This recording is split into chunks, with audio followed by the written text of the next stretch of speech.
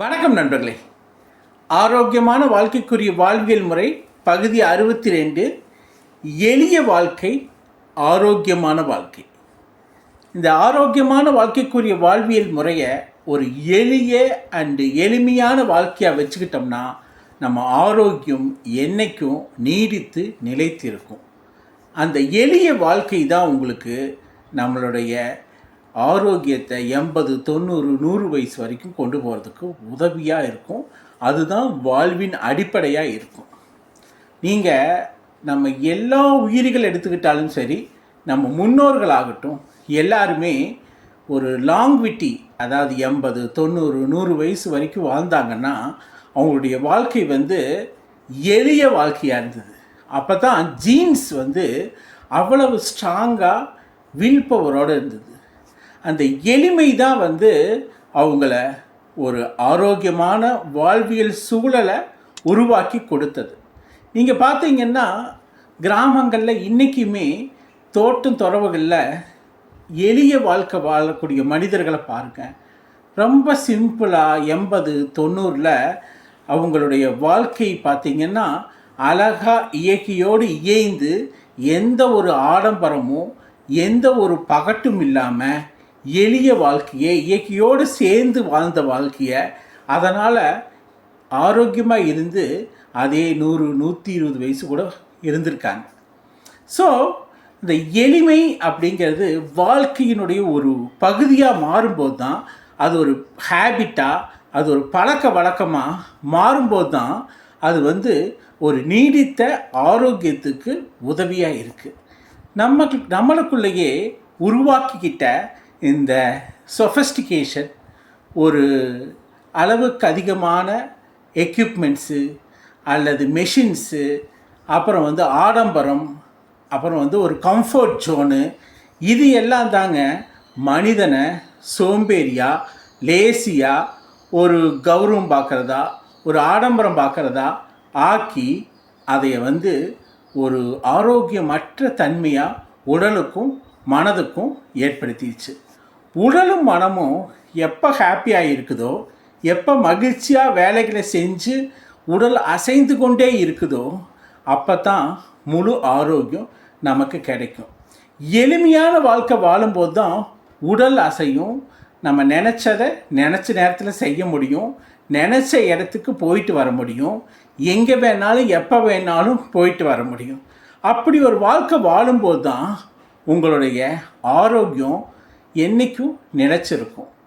அதிகமாக வாழ்ந்தவங்களுடைய ஹிஸ்ட்ரி எடுத்து பார்த்திங்கன்னா அவங்கெல்லாம் பார்த்திங்கன்னா எளிமையான வாழ்க்கை வாழ்ந்தவங்களாக இருப்பாங்க. அந்த எளிமையான வாழ்க்கை தான் அவங்கள 80, 90, 100 வயசு வரைக்கும் கொண்டு போச்சு. நீங்கள் எடுத்துக்கிட்ட ஒவ்வொரு ஹிஸ்ட்ரிலையும் பார்த்திங்கன்னா ஒரு மிட்டாய் விற்கிறவராகட்டும், அல்லது ஒரு தோட்டத்துறவில் வேலை செய்கிறவங்களாகட்டும், அல்லது எளிமையான வாழ்க்கை வாழ்ந்த மிகப்பெரிய ஆட்களாகட்டும், அவங்கெல்லாம் பார்த்திங்கன்னா 100 நெருங்குற வரைக்கும் வாழ்ந்தாங்கன்னா அந்த சொஃபஸ்டிகேஷனை விட்டு அவங்க வெளியே மிக சிம்பிளான எளிய வாழ்க்கையை வாழ்ந்தது தான். நீங்கள் எளிய வாழ்க்கை அப்படின்னா எந்த ஒரு பவுண்ட்ரியும் கிடையாது, எந்த ஒரு ஃபென்சிங்கும் கிடையாதுங்க. அதுக்கு தடை கிடையாது. எங்கே வேணாலும் நடந்து போகலாம், எங்கே வேணாலும் ட்ரிப்பு போகணுமா ஒரு பஸ்ஸில் ஏறி போகலாம், ஒரு ட்ரெயினில் ஏறி போகலாம், அல்லது நம்ம நினச்சதை நினைக்கிறப்ப ஈஸியாக செய்ய முடியும். எதை வேணாலும் சாப்பிட்லாம். மீன்ஸு அதாவது சிம்பிளான லைஃபுக்கு கிடைக்கக்கூடிய ஒரு பழைய சோறு, ஒரு கஞ்சி, இந்த மாதிரி உணவுகளை கூட விரும்பி சாப்பிடக்கூடிய தன்மை. அதே நேரத்தில் போலியான விஷயங்களை தனக்குள்ளே வச்சுக்கிட்டு இருக்கக்கூடிய இந்த எக்யூப்மெண்ட்ஸு அல்லது மிஷின்ஸு, அப்புறம் கேஜெட்ஸு, இதையெல்லாம் விட்டு விலகி ஒரு எளிய வாழ்க்கை வாழும்போது தான் நமக்குள்ளேயே ஒரு புரிதல் உண்டாகும், நமக்குள்ளேயே ஒரு மனிதத்துவம் வளரும். நம்ம போலியான கௌரவங்களையும் ஆடம்பரங்களையும் சுற்றி நமக்குள்ளேயே ஒரு வேலி அமைச்சுக்கிட்டோம்னா அந்த வேலியை தாண்டி நம்ம போக முடியாமல் போயிடும். அப்படி வேலிக்குள்ளேயே நம்ம என்ன ஆகும்னா எல்லா ப்ரெஷரையும் போட்டு அழுத்தி, அதே நேரத்தில் இந்த குரோனிக் டிசீஸான ப்ளட் ப்ரெஷரு, அதே மாதிரி பிளட் சுகரு, குரோனிக் டிசீசஸ் எல்லாம் வந்து ரொம்ப ரொம்ப ஒரு கம்ஃபர்ட் ஜோனுக்குள்ளேயே அழுத்தி வைக்கும்போது தான் உருவாகுது. ஸோ நம்ம அதை தவிர்க்கணுன்னா நம்ம சின்ன வயசுலேருந்தே ஆடம்பரத்தையும் அதே நேரத்தில் சொஃபஸ்டிகேஷனையும் தவிர்த்து எளிய வாழ்க்கை வாழணும். நீங்கள் இன்றைக்குமே கிராமங்களில் சில பேர் பார்த்திங்கன்னா சிறு வயது குழந்தைகளை செருப்பு இல்லாமல் தோட்டந்தொரவுகளை நடக்க வைப்பாங்க. ஏன் நடக்க வைப்பாங்கன்னா, செருப்பு இல்லாமல் கால்களில் நடக்கும்போது தான் அந்த பிஞ்சு பருவங்களில் அந்த காலுடைய தடிமன் அதிகரிக்கும். அது வந்து என்ன ஆகுனா, அந்த பாதத்தை வந்து ஸ்ட்ரென்தன் பண்ணி கொடுக்கும், நல்லா வந்து ஒரு பவர்ஃபுல்லாக மாற்றி கொடுக்கும். அதில் இருக்கக்கூடிய அந்த பாதத்தில் இருக்கக்கூடிய ஆர்கன்ஸ் எல்லாம் நீங்கள் நடக்கும்போது ஹெல்த்தியாக ஃபீல் பண்ணும். ஆனால் நம்ம ஒரு அப்பார்ட்மெண்ட்டுக்குள்ளேயோ ஒரு வீட்டுக்குள்ளேயோ நீங்கள் பார்த்தீங்கன்னா அந்த மாதிரி வந்து எல்லா பக்கம் செப்பல்ஸு, ஷூஸு இதே வந்து வாடிக்கை ஆயிடுச்சு. இது வந்து எப்படின்னா, ஒரு நார்மலாக நம்ம உடலுக்கு கொடுக்கக்கூடிய அந்த ப்ராசஸ் ஆஃப் ஹீலிங்கு அல்லது ப்ராசஸ் ஆஃப் டெவலப்மெண்ட்டையே கொடுக்க மறுக்கிறோம். எளிய வாழ்க்கை வாழும்போது அந்த பாதங்கள் வந்து தடிமன் ஆகிட்டு, சிறு குழந்தைகள் வயசுலேயே வெறும் காலில் நடக்கும்போது தடிமன் ஆகிட்டு நல்ல பவர்ஸ் கிடைக்கும். அதே வந்து காலை வந்து ஸ்ட்ரென்தன் பண்ணும். அப்புறம் நுரையீரல் ஆகட்டும், சன்லைட் ஆகட்டும், சன்லைட் வந்து நம்ம அதாவது நம்ம உடலில் படும்போது விட்டமின் டி உருவாகுது. அதே மாதிரி நுரையீரல் சக்தி வந்து நம்ம வெளி வட்டாரத்தில் இருக்கும்போது தான் அதுக்கு சக்தி கூடுது, அதோடைய கெப்பாசிட்டி அதிகமாகுது. ஸோ நம்ம வாழ்க்கையில் வெளி உலகத்தில் எளிய வாழ்க்கை வாழும்போது தான் நம்முடைய ஒவ்வொரு உறுப்பும் அது சக்தி அடையுது.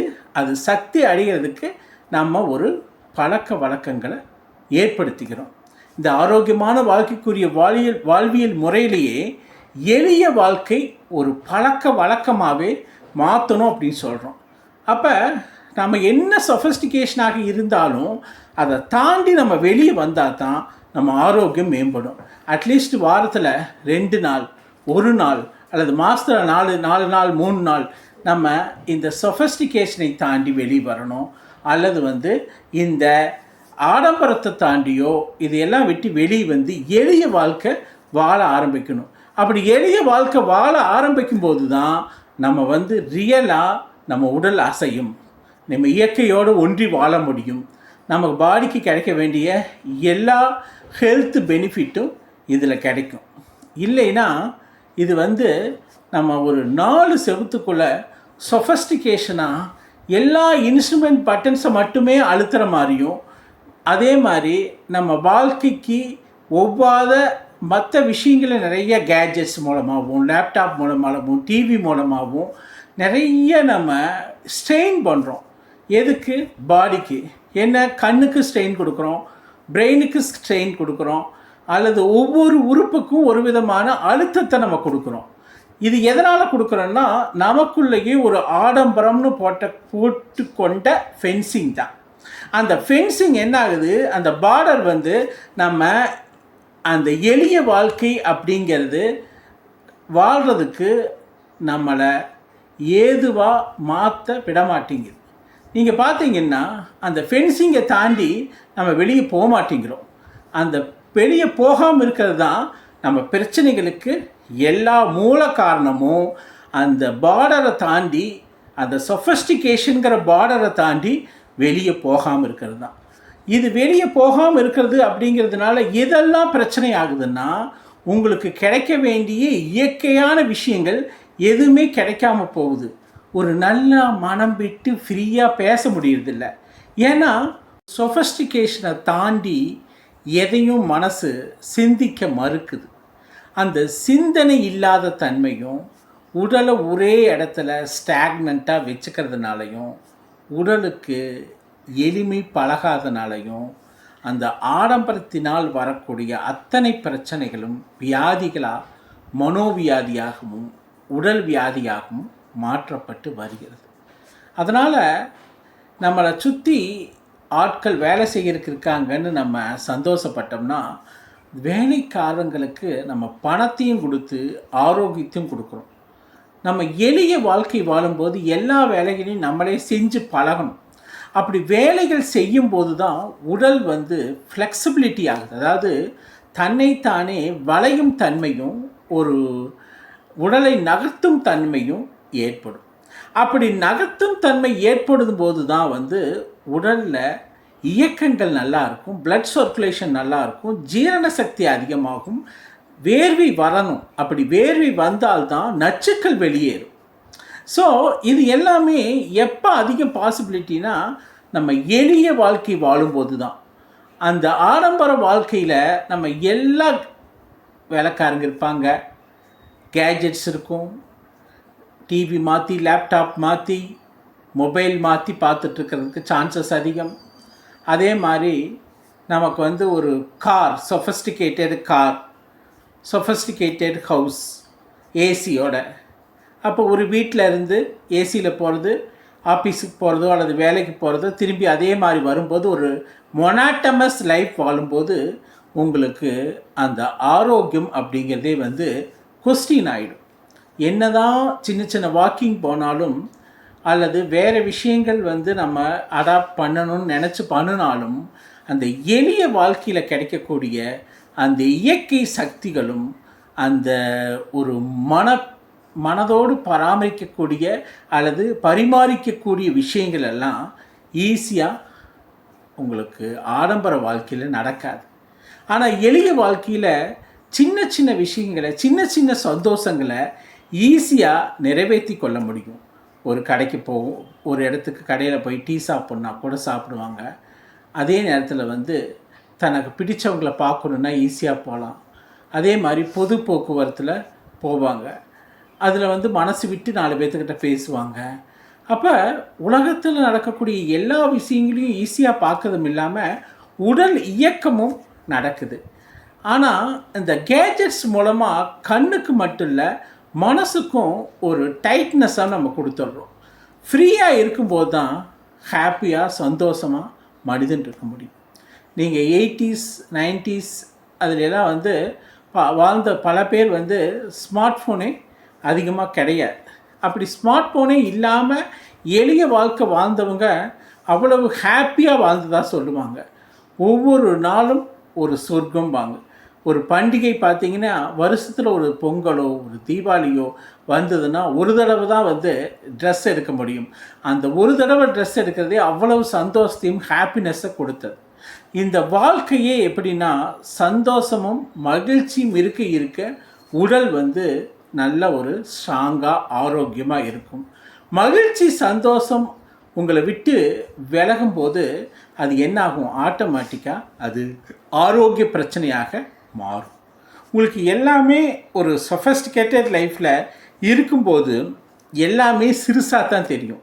எல்லாமே ரொம்ப ஒரு என்ன சொல்கிறது, எதுவுமே எல்லாமே ஈஸியாக கிடைக்கும்போது அது வந்து மனசுக்கு வந்து திருப்தியும் தராது, ஒரு செல்ஃப் சாட்டிஸ்ஃபிகேஷனே இருக்காது.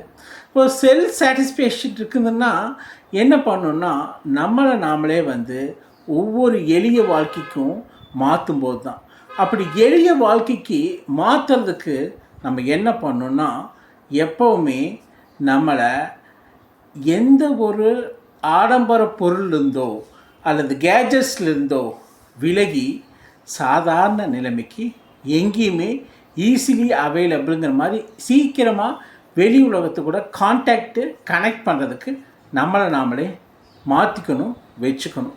அப்படி ஈஸியாக கனெக்ட் ஆகாமல் இருக்கிறதுனால தான் இந்த ஆரோக்கிய குறைபாடுகள் வருது. நீங்கள் எளிய வாழ்க்கை வாழ்ந்த அனைத்து மனிதர்களையும் எடுத்துக்கோங்க. அது வந்து திரு டாக்டர் அப்துல் கலாம் ஆகட்டும், திரு நல்லக்கண்ணு அவர்களாகட்டும், அல்லது வந்து நம்ம மதுரைக்கு பக்கத்தில் திரு வாஜ்பாய் அவர்களிடம் வந்து விருது வாங்கின சின்ன பிள்ளையாகட்டும், இந்த மாதிரி எத்தனையோ பெரிய பெரிய ஆட்கள் வந்து ஏன் அவங்களுடைய லைஃப் முழுமை அடைஞ்சது, ஏன் அவங்க 80+ ஏஜ் வாழ்ந்தாங்கன்னா அவங்களுடைய எளிமையான வாழ்க்கை தான். எல்லாத்துலேயும் சாட்டிஸ்ஃபை ஆனாங்க. அந்த சாட்டிஸ்ஃபிகேஷன் அப்படிங்கிறது அவங்க வாழ்க்கையில் ஒவ்வொரு ஸ்டேஜ்லேயும் ஒரு சாதாரணமாக எளிய நிலையில் இருந்தங்காட்டி தான் அவங்களுக்கு வந்தது.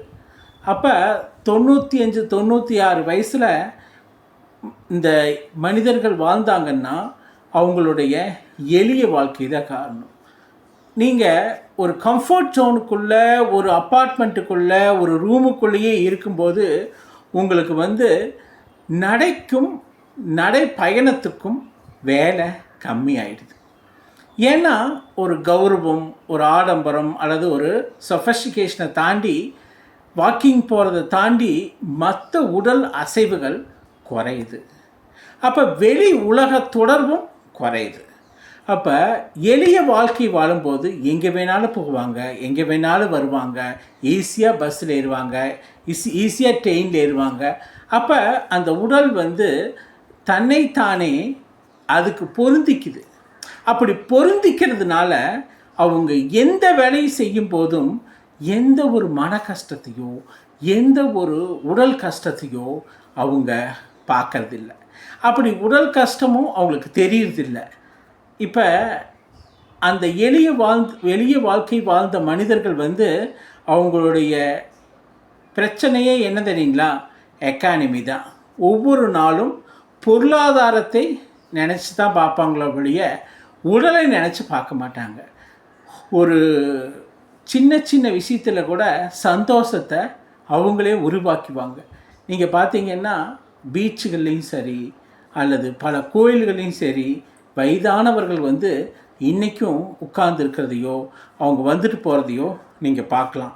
அவங்க வந்து எந்த ஒப்பனை இல்லாத எளிய வாழ்க்கைக்கு நம்ம பல உதாரணங்கள் சொல்ல முடியும். மலைகளில் வாழக்கூடிய பழங்குடியினர் பார்த்திங்கன்னா அவங்க எந்த சொஃபிஸ்டிகேஷனையும் தங்களுக்குள்ளே பூத்திக்காமல் எளிய வாழ்க்கை வாழ்வாங்க. ஈஸியாக மலை மேலே ஏறுவாங்க, இறங்குவாங்க, மூலிகை பறிப்பாங்க, அப்புறம் வந்து இயற்கையோடு ஏந்த வாழ்க்கை வாழுவாங்க. பல பழங்குடி இன கிராமங்கள் வந்து கொரோனா ஊசியே போடாமல் ஸ்ட்ராங்காக அந்த நோய் தாக்கமே இல்லாமல் வாழ்ந்ததாக ஒரு ஆய்வு சொல்லுது. ஸோ இதுக்கு காரணம் என்ன? அவங்க அந்த எளிய வாழ்க்கை வாழ்ந்ததுனால அவங்களுடைய நோய் எதிர்ப்பு சக்தி நன்றாக இருந்தது. அந்த நோய் எதிர்ப்பு சக்தி தான் அவங்கள வந்து அந்த அளவுக்கு வாழ வச்சிருக்குது. இதுதான் வந்து எல்லா சூழ்நிலையிலும் நீங்கள் வந்து பிறந்ததிலிருந்து கடைசி வரைக்கும் யாரெல்லாம் எளிய வாழ்க்கை வாழ்ந்து தன்னுடைய வாழ்க்கையை எல்லா மனிதர்களோடையும் சேர்ந்து வாழ்ந்தாங்கன்னா அந்த எளிய வாழ்க்கை தான் அவங்களுடைய ஆரோக்கிய பயணத்தில் 80, 90, 100 வயசுக்கு கொண்டு செல்லும். ஆனால் சொஃபஸ்டிகேட்டட் வாழ்க்கை வாழ்ந்தவங்களுக்கெல்லாம் ஏதோ ஒரு ஆரோக்கிய குறைபாடு, ஏதோ ஒரு மனக்குறைபாடு, ஏதோ ஒரு அழுத்தம், இது எல்லாம் என்ன ஆகுதுன்னா அது கௌரவமாக இருக்கலாம், அது ஆடம்பரத்தினுடைய அந்த ஈகோலிருந்து வெளியே வர முடியாத தன்மையாக இருக்கலாம், அல்லது தனக்குள்ள போட்டுக்கிட்ட ஒரு பவுண்ட்ரியாக இருக்கலாம். இதையெல்லாம் என்னன்னா மனிதனாகவே அடுத்தவர்களுக்கு முன்னாடி நம்ம வந்து ஒரு என்ன சொல்கிறது பந்தான்னு சொல்லலாம். ஒரு ஸ்ட்ராங்காக பந்தாவாக இருந்தால் தான் ரெஸ்பெக்ட் பண்ணுவாங்க அப்படின்னு சொல்லி ஒரு தப்பான கணக்கு போட்டு ஆடம்பரமாக 4 செவுத்துக்குள்ளே வாழும்போது தான் அது வந்து வியாதியாக மாறுது. உடல் அசைவு இல்லாமல் போயிடுது, சூரிய ஒளி இல்லாமல் போயிடுது, நல்ல காற்று இல்லாமல் போயிடுது, நல்ல வாக்கிங் இல்லாமல் போயிடுது. உடலுக்கு வேணுங்கிற எந்த ஒரு சொஃபஸ்டிகேஷன் விஷயங்களை வந்து அவங்க ஏற்படுத்திக்கிறாங்க. அந்த சொஃபஸ்டிகேஷனை விட்டு வெளியே வரமாட்டேறாங்க.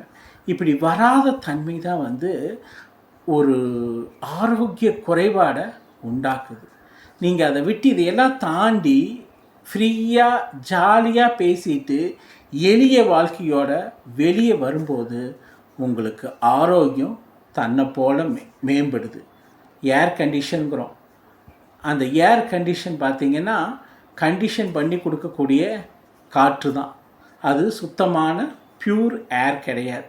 ஸோ அது என்ன ஆகும்னா உங்களுக்கு உடலுக்குள்ளே போயிட்டு அது நுரையீரல் குறைபாடு, ஆரோக்கிய குறைபாடுகளை உண்டாக்கும். அதே மாதிரி தான் சூரிய ஒளி படாமல் இருந்தால் அதனால் வரக்கூடிய ஆரோக்கிய குறைபாடு. அதே மாதிரி நல்ல ரிவர் வாட்டரை குடிக்காமல் இருக்கிறதுனால கிடைக்க வேண்டிய விட்டமின்ஸு, மினரல்ஸு, தாது உப்புக்கள்லாம் உடலுக்கு கிடைக்காது. ஸோ ஆனால் இதெல்லாம் எளிய வாழ்க்கை வாழ்ந்த பழங்குடியினராகட்டும் அல்லது ரோட்டோரங்களில் வாழக்கூடிய பல மனிதர்களுக்கும் இந்த இயற்கையோடு இயைந்த வாழ்க்கையும் எளிய வாழ்க்கையும் உடல் நல்லா ஃப்ளெக்சிபிலிட்டியாக நகரும் தன்மையாகவும் நடைப்பயணமாகவும் இருக்கும்போது உங்களுக்கு ஆட்டோமேட்டிக்காக வியாதிகளுடைய தன்மை குறைஞ்சிருது. மனசும் உடலும் ஒரு ஆரோக்கியமான தன்மையாக மேம்பட்டு இருக்குது. நீங்கள் உலகத்தில் எங்கெல்லாம் பார்த்தீங்கன்னாலும் அங்கெல்லாம் நீங்கள் யாரெல்லாம் எளிய வாழ்க்கை வாழ்ந்தாங்களோ, எளிய வாழ்க்கை வாழ்கிறார்களோ அவர்கள் தான் ஒரு லாங் டேர்ம், ஒரு அதிக காலம் உலகத்தில் இருந்ததாக நம்ம பார்த்துருக்கோம். நீங்கள் ஆப்பிரிக்க மனிதர்கள் பார்த்தீங்கன்னா இன்றைக்குமே அமேசான் காடுகள்லையும் சரி ரொம்ப எளிய வாழ்க்கை தான் வாழ்கிறாங்க. ஒன்லி ஹெர்பல்ஸு, கெமிக்கல்ஸ் தெரியாது. அவங்க கருப்பாக தான் இருப்பாங்க. சூரிய ஒளி படுவது, மெலனின் பிக்மெண்ட் அதிகமாக வருது. அதனால் பிக்மெண்டேஷன் அதிகனால அதே அவருக்கு நோய் எதிர்ப்பு சக்தியை கொடுத்து ஒரு தடுப்பாக அவங்களுக்கு வேலை செய்யுது. அவங்க ஆளுங்க ஃபிட்னஸோட ஸ்ட்ராங்காக இருக்கிறாங்க. அப்புறம் நோய்கள் கூட பெருசாக தாக்கம் ஏற்படுதில்லை. நீங்கள் கொரோனா கூட ஆப்பிரிக்கன் கண்ட்ரீஸில் பெருசாக பாதிப்பை உண்டாக்கலை. ஸோ எங்கெல்லாம் சொஃபிஸ்டிகேட்டட் என்வாமெண்ட்டில் இருந்தாங்களோ அங்கெல்லாம் தான் சைனாவாகட்டும், இந்தியா ஆகட்டும், அல்லது பல யூகே ஆகட்டும், இந்த மாதிரி நல்லா சொஃபிஸ்டிகேட்டடாக ஏசி ரூம்குள்ளே எல்லா எக்யூப்மெண்ட்டும் எல்லா மெஷினரியும் வச்சுருந்தவங்களுக்கு தான் நோய் எதிர்ப்பு சக்தி குறைந்து கொரோனா போன்ற வியாதிகள் அதனால் அதாவது உயிர் இழப்பு அதிகமாச்சு. ஆனால் இந்த ஆப்பிரிக்கன் கண்ட்ரீஸோ அல்லது இயற்கையோடு இயைந்து எளிய வாழ்க்கை வாழ்ந்த மனிதர்கள், பழங்குடியினராகட்டும், ஆப்பிரிக்க மனிதர்களாகட்டும், அல்லது எந்த நாடெல்லாம் இயற்கையோடு சேர்ந்து வாழ்ந்து எளிய வாழ்க்கை வாழ்ந்ததோ அந்த மனிதர்கள் நோய் எதிர்ப்பு சக்தி நல்லா இருந்தது, உடல் இயக்கமும் நல்லா இருந்தது. அதனால் அவங்க என்றைக்குமே ஸ்ட்ராங்காக எந்த வியாதி இல்லாமல் அவங்களுடைய வாழ்நாளை 80, 90, 100 வயசு வரைக்கும் கொண்டு போனாங்க. ஸோ நம்ம என்ன பண்ணணும்னா ஆரோக்கியமான வாழ்க்கைக்குரிய வாழ்வியல் முறையாக எளிய வாழ்க்கையை நம்ம ஏற்படுத்திக்கணும். வாரத்தில் முடியலனா வாரத்தில் 2 நாள்னாச்சு நம்ம கெமிக்கல் ஃப்ரீயாக இருக்கலாம், இயற்கையோடு ஏய்ந்து வாழலாம், ஏசி இல்லாமல் வாழ பழகலாம், அல்லது நம்ம வெஹிக்கிள்ஸை யூஸ் பண்ணாமல் வெளியே மனிதர்களாக, அதாவது சாதாரண மனிதர்களாக வாழ்ந்து பழகலாம், நடந்து போகலாம். அதே மாதிரி பொது போக்குவரத்தை யூஸ் பண்ணலாம், ட்ரெயினோ பஸ்ஸஸோ யூஸ் பண்ணலாம். அப்புறம் நமக்கு கம்ஃபர்ட் எதுவோ அதையெல்லாம் விளக்க ஆரம்பிக்கலாம். மிஷினரிஸ் இல்லாமல் நம்ம வேலைகளை நம்மளே கொஞ்சம் செஞ்சுக்கிறதுக்கு நம்ம உடலுக்கு பழக்கம் ஏற்படுத்தலாம். நீங்கள் செய்யக்கூடிய ஒவ்வொரு வேலையும் வேலை கிடையாது, உங்கள் உடலுக்கு கொடுக்கக்கூடிய இயக்கம். அந்த உடலுக்கு இயக்கம் கொடுக்க தான் உடல் சுறுசுறுப்படையும், இரத்த ஓட்டம் நன்றாக இருக்கும், உடல் ஆரோக்கியமாக இருக்கும். அதைத்தான் நம்ம ஆரோக்கியமான வாழ்க்கைக்குரிய வாழ்வியல் முறையாக மாற்றுங்கிறோம். இந்த எளிய வாழ்க்கைங்கிறது போலியான பிம்பம், போலியான விஷயத்தை நம்மளே உருவாக்கிக்கிறோம். அதனால் நம்ம மிஷினரிஸோ அல்லது வேலையாளுகளோ அல்லது நமக்குள்ளேயே ஒரு ஈகோ, ஒரு எதையும் தாண்டி வர முடியாத நிலைமைக்கு ஆளாக்கப்படுறோம் ஃப்ரீயாக. அதுவே ஆரோக்கிய குறைபாடும் ஏற்பட்டது, மனக்குறைபாடும் ஏற்பட்டு விடுது. அதனால் எளிய வாழ்க்கை வாழுங்க.